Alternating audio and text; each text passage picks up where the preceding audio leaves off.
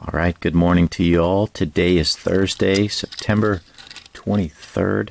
I am working this 2009 Kyle Busch number 18 Pedigree. And it's a little bit of a challenging car to make. Well, let me caveat this video by saying we got some rain coming, and my workspace is not far from our sump pump, so you're going to hear that in the background. So it is a little challenging to put this car together. There's some areas that you need to pre-paint, and so as you can see, I pre-painted around this area here, the black. Also needed to pre-paint this lower area before putting that decal that goes across the right above the splitter there, all the way across there. Pre-painting along this bottom lip here, and the spoiler, I'm trying to think if I've ever done a spoiler like this before, but this area is all black, but the sides were actually yellow. So I thought that was really interesting. Probably didn't have the best, transition from the black to the yellow, but it is what it is at this point. Not too bad though. Let me show you this side. So you can see it's coming along pretty well. I didn't pre-paint here like I should have, so I've got a little bit of yellow shining through here, right between the window and the decal. But I'll show you what I do with this side piece, because this side B-pillar decal is not really tall enough to go from here to the top. So I decided to, paint along in here, and where that gap is, I'll have it on the top, not on the bottom. So, but yeah, all in all, I'm pretty happy with it. Another little trick I did on this front, so this decal right here, this actually comes as one decal. These side sponsors here, from here all the way down over to here, is actually one all decal, and I cut it right between the melee and the Moog. That way I can slide this back a little bit and not cover up so much with the headlight. So this is one decal here, and then I cut it, and these two are a separate decal that goes above there. So it gets more of that, shifted back look, like it needs to. The roof is fairly straightforward. I did have to pre-paint the area along the front and the back a little bit. You can see ever so slightly, maybe you can, but a little bit of the pre-paint is shown through right here by this corner. So you kind of have to watch how much you pre-paint, because a white decal might show a little bit of that. I don't know if you can see that. It's hard to see. I can see it ever so slightly right here. But yeah, dogs rule. I looked up the pictures of this car, and there's a few different configurations of it. The decal set comes with a PetSmart decal that you could put across the back. If you can see the Winn-Dixie up there, and then the Pedigree. This particular car that I'm making was what he drove at Talladega, and I think he drove it at Atlanta, I think, maybe Phoenix, in 2009 again. But yeah, I was going after the Talladega car. Yeah, so that's that. Yeah, I'm pretty happy with it so far. Another one that I finished real quick, I'll show you this. I think this is a 2012 Ryan Blaney. Might be 2011, I can't remember. Chevy Impala. sealwrap.com stretch and wrap.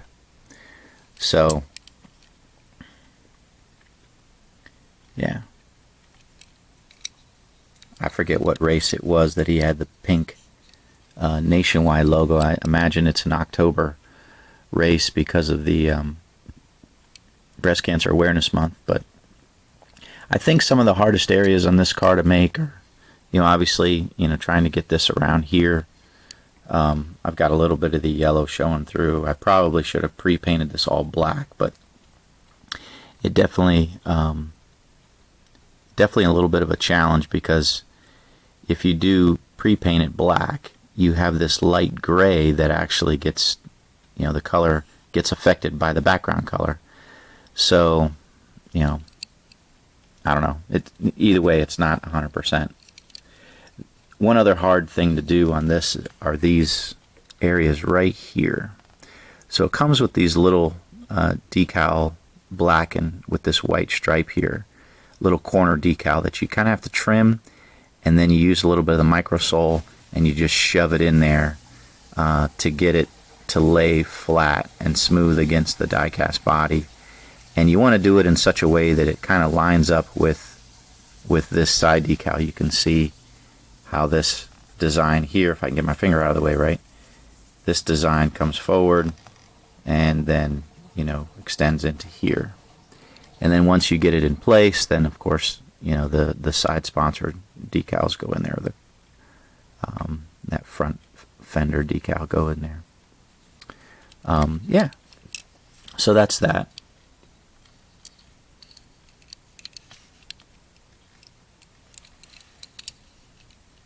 Widow wax in the back. Yeah, so this is for Mr. Terry. So I just got that done, decaled, and pretty much ready to go. And to the sealing phase. Okay, so nothing special about this decal or this decal other than, cutting them close. You can see how I cut them close. For the Pedigree decal, it's going to go in this spot right along the right above the rear wheels. And so, I did that side. What happens is you have to tuck this bottom area here. So I could trim it, but I decided just to tuck it. And so in order to tuck it, what I do is I cut slits in it. So I think I have 1, 2, 3 slits in it, so that it will nicely fold up underneath. So that's that. Before you definitely want to do that before you get it in the water. And then this side piece, you can see how I have cut it very closely to what it needs to be, right? If I can get the camera to focus. So along that front lip on the left side there, you can see I cut each area really close to the decal there, because those are going to have to fold in just a little bit into the wheel well. And then on this back area here, I cut little slits into there, again, just to make sure that I can fold it in as I need it. So let's get that on and see what it looks like.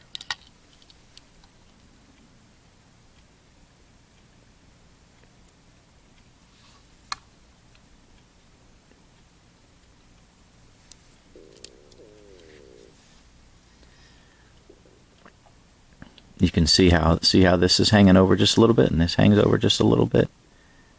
Yeah. And I want to get this up underneath, if I can, this little piece here.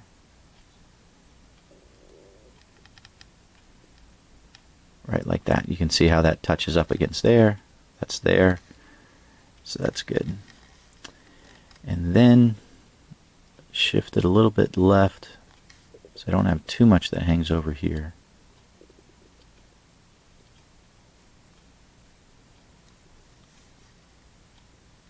Or too much that hangs over here.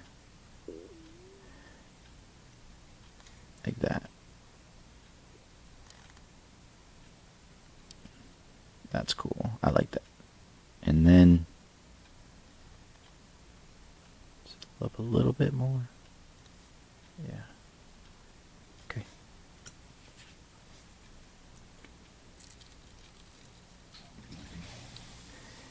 Yeah, we're getting a lot of rain last night and this morning, so the sump pump is working overtime.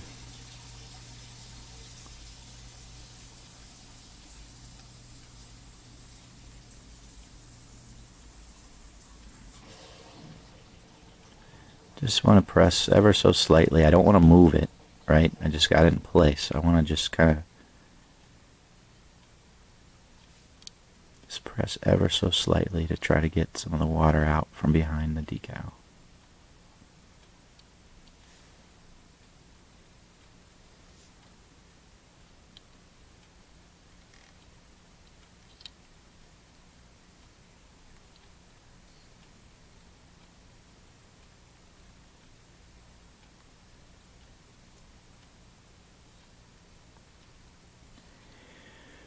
Yeah, guys, I probably should have posted a video earlier this week.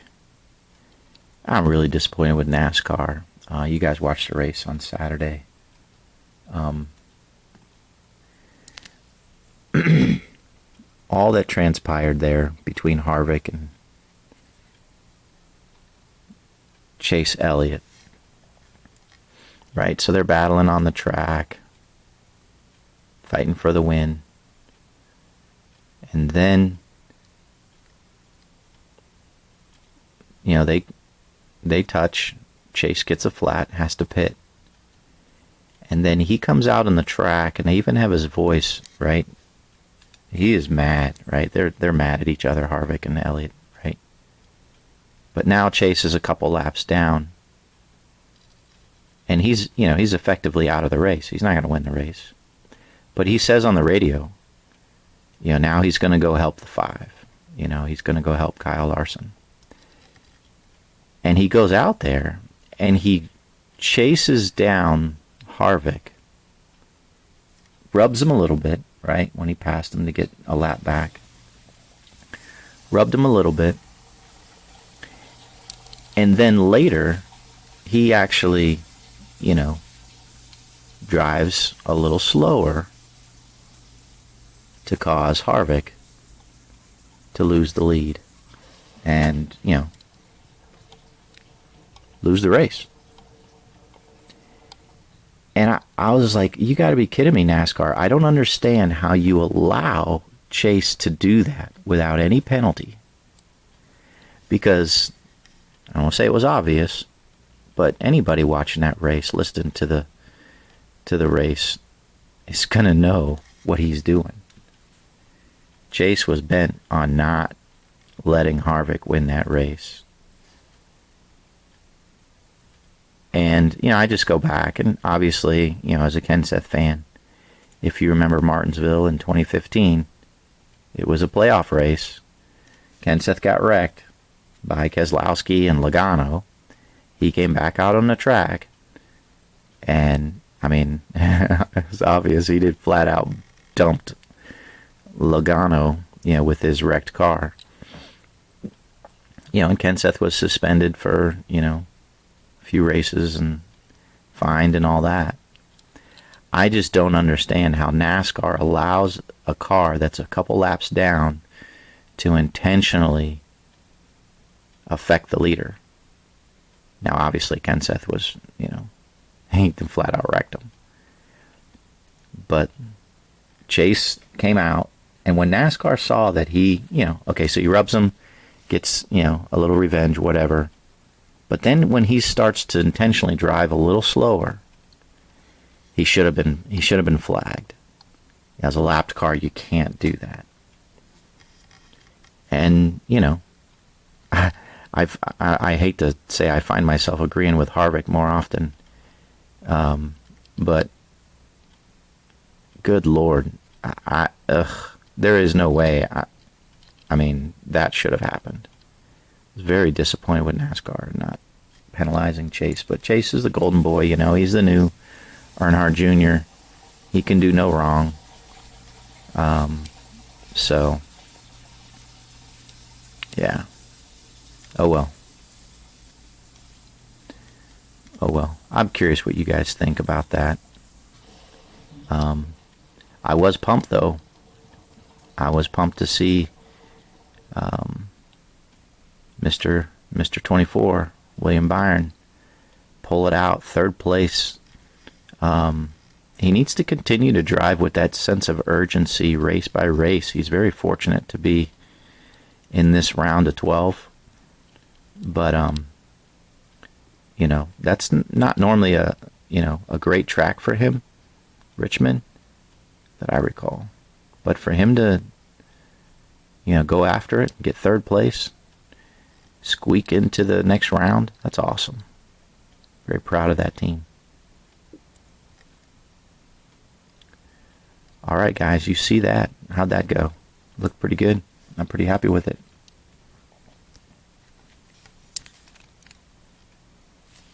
Just let that sit. And then we'll get some coats of clear sealer on it. Ooh, I see a little bubble there at the bottom. I don't know if you saw that. Sometimes when you change the lighting or the angle, you can see some things. But there was like a little bubble right there.